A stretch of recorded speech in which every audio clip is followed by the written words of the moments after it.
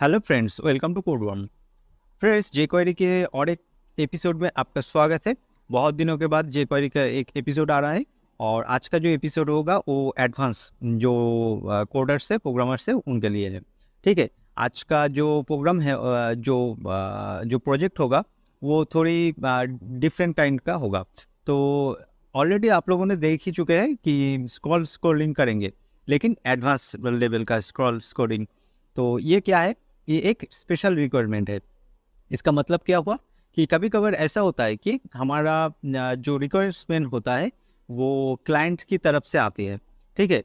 तो वो जो ट्रेडिशनल वे में जो हम लोग वेबसाइट डिज़ाइन करते हैं और डेवलपमेंट करते हैं, कुछ फीचर्स ऐसे होता है कि वो कॉमन सा चीज़ है। लाइक ऐसे ही समझ लीजिए कि स्मूथ स्क्रॉलिंग हो गया, कि पॉपअप ओपन करना हो गया, और ऐसे एक्कॉर्डियन बनाना हो गया।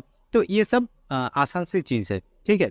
लेकिन कभी कभार ऐसा होता है कि कुछ स्पेशल रिक्वायरमेंट होता है क्लाइंट का, तो उसे भी हमें फुलफिल करना होता है। तो वो कैसे करेंगे आज देखते हैं। ठीक है। तो ये क्या होगा? तो सबसे पहले आपको तो पता ही होगा, मैं कुछ एपिसोड पहले ये जो एक्कॉर्डियन है ये मैंने बनाया था। ठीक है। तो यूआई में ज़्यादा फोकस मत कीजिए। ठीक है। तो सिर्फ फंक्शनलिटी देखिए कि एट ए टाइम एक ही एक्कॉर्डियन खुला रहेगा। ओके। ऐसे। और यहाँ पर गैप क्यों है, और इस गैप के बारे में भी डिस्कस करेंगे, और स्पेशल क्या सीखेंगे वो आगे जाकर देखते हैं। देखिए, हमें क्या करना है कि ये जो लिंक वगैरह है ना, target question 1, target question 2, target question 3, ये जो लिंक है, 3 लिंक, इस लिंक के ऊपर हम लोग जब क्लिक करेंगे तो क्या होगा कि पेज स्क्रॉल ऐसे होगा। होने के बाद वो जो सेक्शन है, क्वेश्चन 1, क्वेश्चन 2 और क्वेश्चन 3, उसमें जाकर रुकेगा ये पेज। ठीक है। तो क्या होगा, मैं जब टारगेट 1 पे क्लिक करूँगा तो पेज ऐसे स्क्रॉल करेगा और टारगेट 1 पे जाके रुक जाएगा। लेकिन क्या होगा, ये ओपन भी हो जाएगा ऑटोमेटिक। ठीक है। ये करना चाहते हैं हम लोग। और दूसरा क्या है? दूसरा है जब टारगेट 2 पे हम लोग क्लिक करेंगे तो क्या होगा, ये टारगेट 2 पे जाके पेज स्क्रॉल करके ऐसे यहाँ पर जाके रुक जाएगा और 2 ओपन हो जाएगी। ठीक है। ऐसे करके हम लोग देखेंगे। तो एक ही साथ दोनों काम करना होगा हमें। पहले तो ये जो एंकर वगैरह है, इसके ऊपर हमें लिंक लगाना होगा, और उस एंकर के साथ साथ इनको ओपन भी करना है। ठीक है। तो एक ही बटन से दो काम करना है हमें। और ये सिर्फ सिंपल बटन नहीं, ये एक एंकर टैग भी है। तो एंकर टैग का काम क्या है? पेज रीडायरेक्ट करना, और एक ही पेज के अंदर एक सेक्शन से दूसरा सेक्शन तक ले जाना हमें। तो वो काम करना है। उसी के साथ और एक काम करना क्या है कि इस जो बटन है, इसे बटन ही समझिए, ये जो हेडर वगैरह है, तो इसे ओपन भी कर देना है। तो एक ही साथ दो काम, समझ पा रहे हैं क्या? ये थोड़ी बहुत डिफ़िकल्ट चीज़ है। ठीक है, कॉम्प्लिकेटेड भी है। तो हमें एक ही बटन से दो काम करना है। ओके। तो चलिए शुरू करते हैं। तो सबसे पहले मैं ये काम कर लेता हूँ कि इसे एग्जाम्पल के देखने के लिए, ये जो स्पेस है यहाँ पर कंटेंट होगा। ऐसे हो सकता है कि ये जो बार है, ये जो एंकर टैग्स वगैरह है, ये आपके यहाँ पर है हेडर पे। ओके। और ये जो सेक्शन है, ये जो एक्कॉर्डियन है, ये फुटर के जस्ट ऊपर है। ऐसे भी हो सकता है। तो हमें क्या करना है कि यहाँ पर ढेर सारा कंटेंट लिखना है। लेकिन हम डेमो देख रहे हैं तो कंटेंट तो नहीं है मेरे पास, तो मैं खाली स्पेस क्रिएट करता हूँ। ओके। तो उसके लिए मैंने क्या किया कि स्पेसर नाम का एक डिव ले लिया है, और इस स्पेसर के अंदर जाके मैं ये करता हूँ कि इसके अंदर जाके थोड़ी बहुत और गैप डाल देता हूँ, 1000 पिक्सल्स करके। ओके। अगर देखने में आसानी होगी, मैं थोड़ा जूम कर लेता हूँ इसे। हाँ। तो अब देखिए, ये बहुत सारे स्क्रॉल करने के लिए मेरे पास कंटेंट आ चुका है। ओके। अब देखते हैं। और यहाँ पर जो एक्कॉर्डियन है, इसके मार्जिन बॉटम दे देते हैं। 50 पिक्सल करके। तो देखते हैं इसके आगे जाके, हाँ थोड़ी बहुत गैप भी आ चुका है। तो सबसे पहले HTML देख लेते हैं फटाफट। तो देखिए यहाँ पर क्या है, यहाँ पर सिर्फ 3 लिंक्स है, ओके। और लिंक्स रैपर के अंदर है, सिर्फ इन तीनों को स्टाइल करने के लिए, बस इतना ही। लेकिन आपको ध्यान देना है कि ये जो एंकर है इसके अंदर कौन सी चीज़ है, ये ध्यान से देखना है आपको। तो पहला कौन सी चीज़ है, देखिए href है, #question1, href #question2 and question3। ये आपको ध्यान देना है, इसके अंदर हैश देखे कुछ वैल्यू दिया हुआ है। ये कौन सी वैल्यू है, ये यहाँ पर एक एकॉर्डियन बना हुआ है। इस एकॉर्डियन के जो आइटम है, मेन जो रैपर है, एकॉर्डियन आइटम 2, एकॉर्डियन आइटम 3, यहाँ पर जो तीन एकॉर्डियन है उसके अंदर जाके देखिए आईडी दिया हुआ है, ठीक है। और ये भी ध्यान दीजिए यहाँ पर क्या है, question1 करके है, question2 और question3। तो ये जो आईडी है और यहाँ पर जो हैश देकर लिखा हुआ है ये सेम ही है, ओके, ये सेम चीज़ है। और दूसरी और एक चीज़ देखिए, यहाँ पर एक एट्रीब्यूट लिया हुआ है, क्या, डाटा क्वेश्चन ऐसे करके।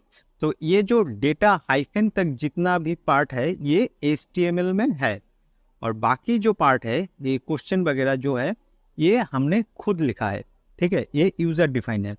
तो ये एक एट्रीब्यूट है डेटा हाइफन इतना तक ही, इसके बाद आप कुछ भी लिख सकते हैं, तो वो क्या होगा, एक यूज़र डिफाइंड एट्रीब्यूट बन जाएगा, और उसके अंदर जाके आप वैल्यू दे सकते हैं ऐसे। तो मैं क्या किया, question1, question2, question3। और अब क्या करेंगे, ये जो हैश वगैरह दिया हुआ है ये किसके लिए है, जब भी हम एंकर पे क्लिक करेंगे तो हमें पेज ऐसे स्क्रॉल करके यहाँ पर रुक जाएगा। ये जो एंकर 2 जो है, टारगेट क्वेश्चन 2, इसके ऊपर जब क्लिक करेंगे तो ऐसे करके 2 में आके रुक जाएगी पेज, और 3 में जब क्लिक करेंगे तो ऐसे करके 3 पे आके रुक जाएगी। ये तो हमें पता है कि एंकर का ये नेचुरल बिहेवियर है। और ये जो यूज़र डिफाइंड जो एट्रीब्यूट है तो इसका क्या काम है, तो चलिए देखते हैं। थोड़ा नीचे आते हैं, तो सबसे पहले देखते हैं कि एकॉर्डियन कैसे काम कर रहा है, ठीक है। एकॉर्डियन के बारे में पहले बोल लेता हूँ मैं। एकॉर्डियन ये जो ओपन क्लोज हो रहा है एक, ठीक है, तो इसके बारे में हमारा क्लास नहीं है, क्योंकि ये जो एकॉर्डियन बनाने का जो प्रोसेस है मैं पहले भी एक वीडियो में इन डेप्थ बता चुका हूँ, ठीक है, कि एकॉर्डियन कैसे बनाना है। सिर्फ आपको इतना सा ही कोड लिखना है तो आपका एक एकॉर्डियन बन के रेडी हो जाएगा, ठीक है, आप देख पा रहे हैं। तो वो वीडियो देख लीजिए, एकॉर्डियन कैसे बनाते हैं। हमारा मेन फोकस है कि ये जो एंकर है, ये एंकर के ऊपर एक ही साथ 2 काम कैसे किया जाता है, ठीक है, कैसे करते हैं। एक ही एंकर के ऊपर 2 काम करना है, कौन सी, यहाँ पर क्लिक भी करना है, और क्लिक करने के बाद पेज ऐसे स्मूथली स्क्रॉल होगा और ये ओपन हो जाएगा। फिर जाके हम लोग टारगेट 2 पे क्लिक करेंगे और ऐसे स्मूथली स्क्रॉल होगा और ये 2 ओपन हो जाएगी। ऐसा ही कुछ करना है, तो चलिए देखते हैं। तो ये तो गया एकॉर्डियन का पार्ट, तो इसे मैं डिस्कस नहीं करूँगा, आप जो मेरा पहला वीडियो है वो देख लीजिए। तो हम लोग क्या करेंगे, देखिए, एक click event for the links. तो इसका मतलब क्या है, इस लिंक के ऊपर हमें क्लिक इवेंट लगाना है, तो क्लिक करने के बाद ही तो काम होगा, है कि नहीं। तो देखिए एंकर टैग को कैसे लेते हैं, एंकर डेटा क्वेश्चन, तो ऐसे सिलेक्ट करते हैं हम लोग। कैसे सिलेक्ट करेंगे, ये जो डेटा क्वेश्चन जो है, ठीक है, ये जो एंकर है डेटा क्वेश्चन जो है, इस एट्रीब्यूट के जरिए हम लोग each and every anchor tag को ऐसे सिलेक्ट कर लेंगे, ठीक, CSS में जैसे लिखते हैं, कोई नई चीज़ नहीं है। उसके ऊपर हम लोग ऑन क्लिक जो इवेंट लिसनर है उससे लिखेंगे। उसके बाद एक फंक्शन चालू होगा, ये कौन सी फंक्शन है आपको पता ही है, ये एक कॉल बैक फंक्शन है। तो क्लिक करने के बाद ये चालू होगा, ये फंक्शन का काम स्टार्ट होगा। तो सबसे पहले हमें क्या करना है कि एंकर को जो नेचुरल बिहेवियर है, नेचुरल बिहेवियर क्या है, एक पेज को रिफ्रेश कर देना, है कि नहीं, एक पेज को रिफ्रेश करना। और हैश वगैरह दिया हुआ है तो वो एक ऐसे जो सेक्शन जो बना होता है आईडी, यहाँ पर हैश दिया हुआ है और इसके अंदर जाके आईडी दिया हुआ है। तो ये क्या होगा, इससे जब भी क्लिक करेंगे हम लोग ऐसे स्मूथली यहाँ पर आके रुक जाएगी, ठीक है। तो ये जो फंक्शनलिटी है इसे हमें पहले बंद करना है।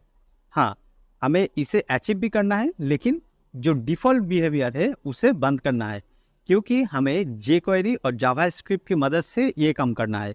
एंकर को जो डिफ़ॉल्ट बिहेवियर है पहले समझिए। एंकर का जो डिफ़ॉल्ट बिहेवियर है, ठीक है, एंकर जो डिफ़ॉल्ट जो काम करता है पहले उसे बंद कर देना है, और वही काम हमें jQuery और जावास्क्रिप्ट की मदद से करना है। यही टारगेट है, ठीक है। तो सबसे पहले क्या करेंगे, सबसे पहले हम लोग ई प्रिवेंट डिफ़ॉल्ट ऐसे करके जावास्क्रिप्ट के जरिए हम लोग एंकर का जो डिफ़ॉल्ट बिहेवियर है हम लोग प्रिवेंट कर देंगे, बंद कर देंगे, ठीक है। तो ये जावास्क्रिप्ट का कोड है, ये jQuery का पार्ट नहीं, ठीक है। Next, get the data question attribute from the click link. तो इसका मतलब क्या है, हम ये जो क्वेश्चन 1 है, क्वेश्चन 2 है, क्वेश्चन 3 है, हमको कैसे पता चलेगा कि यूज़र कौन से बटन पे क्लिक किया है। तो इसे तो देखना है, क्योंकि हर एक चीज़ एंकर ही है कि नहीं, लेकिन कैसे पता चलेगा यूज़र कौन सी बटन पे क्लिक किया हुआ है। तो उसके लिए हमने क्या किया कि डेटा क्वेश्चन करके 3 एट्रीब्यूट लिया है और उसके आगे वैल्यू को डिफरेंट कर दिया है, क्वेश्चन 1, क्वेश्चन 2, क्वेश्चन 3 ऐसे करके। तो देखते हैं, तो देखिए, तो सबसे पहले क्या किया, एक टारगेट क्वेश्चन करके वेरिएबल मैंने लिया, लेट जो कीवर्ड है उसके जरिए, और यहाँ पर जाके दिस का मतलब क्या है, ये जो क्वेश्चन है, जो क्वेश्चन के ऊपर जिस लिंक के ऊपर हमने क्लिक किया है वो ही लिंक, उसका जो डेटा क्वेश्चन है, ठीक है। डेटा क्वेश्चन का मतलब क्या है, ये डेटा जो है ये jQuery का एक मेथड है, देख पा रहे हैं ऊपर एक मेथड है jQuery का।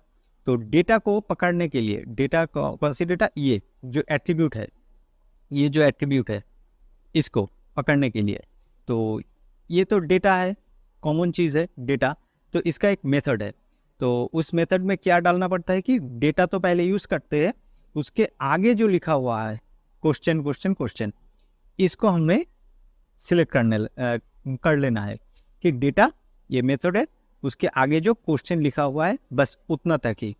यहाँ पर अगर क्वेश्चन की जगह दूसरा कोई और चीज़ लिखा हुआ होता तो DSS हमें सिलेक्ट करना होता। तो यहाँ पर क्वेश्चन है तो हम लोग यहाँ पर क्वेश्चन लिखा हुआ है, डेटा क्वेश्चन।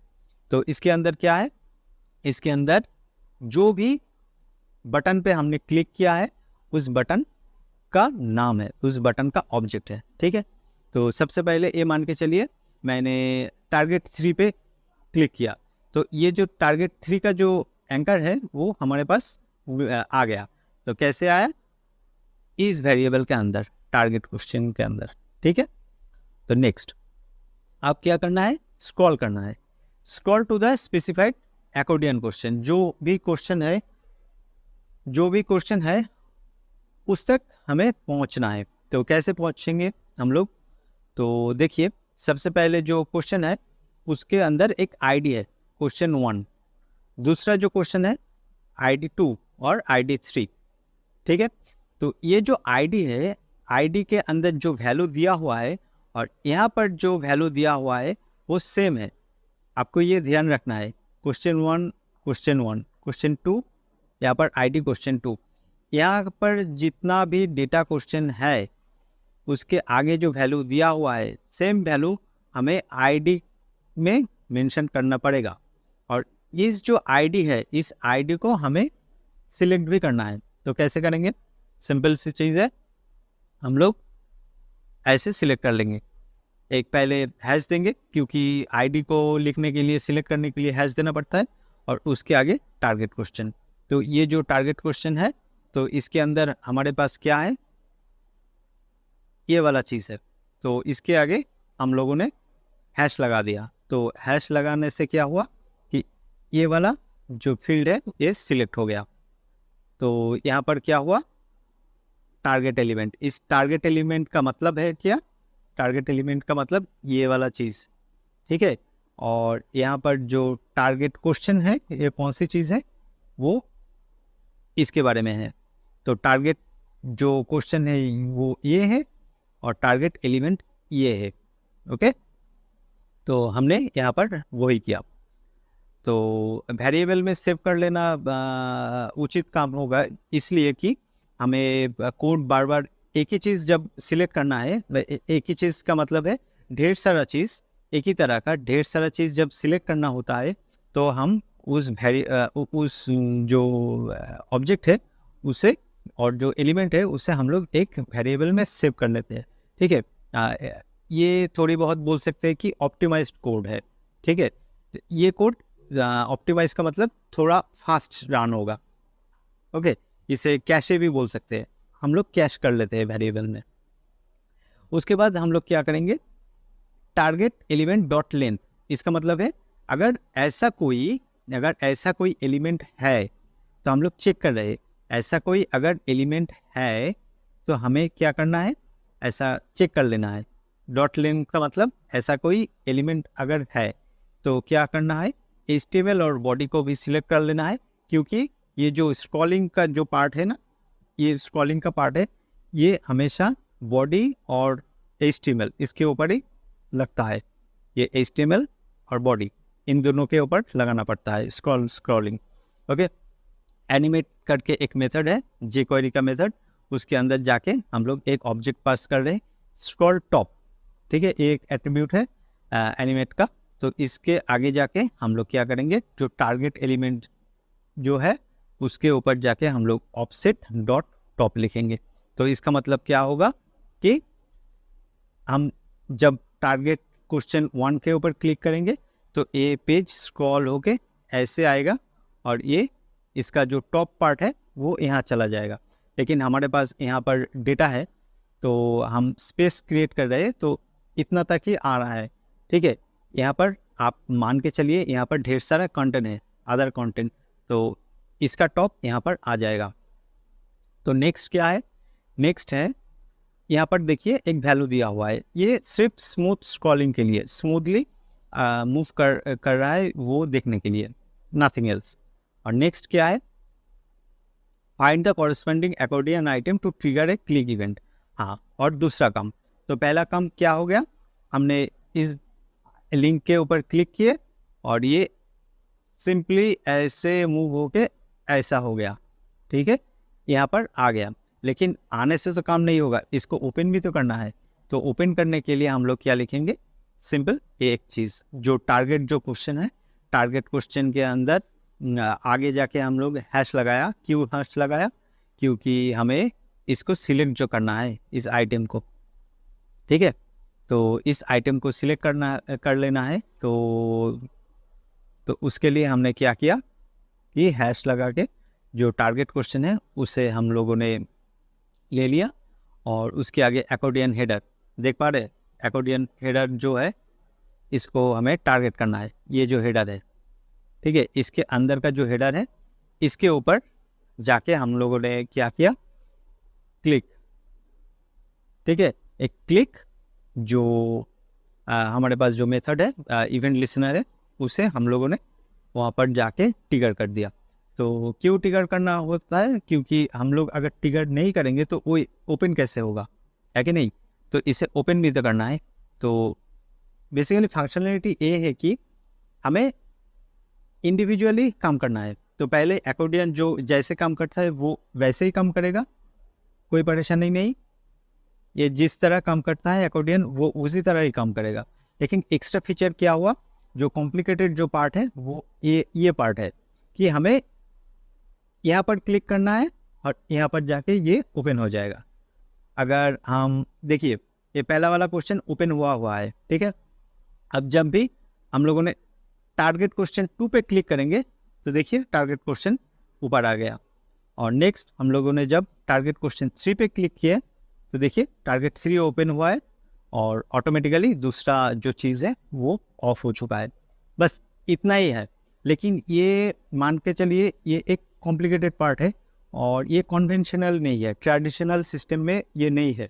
इसका मतलब है ये स्पेशल रिक्वायरमेंट है क्लाइंट का। क्लाइंट कभी कभार ऐसा कोई रिक्वायरमेंट कर देता है कि उन्हें चाहिए ऐसा कुछ, तो तब हमें क्या करना होता है कि थोड़ा दूसरे तरह के सोचना पड़ता है।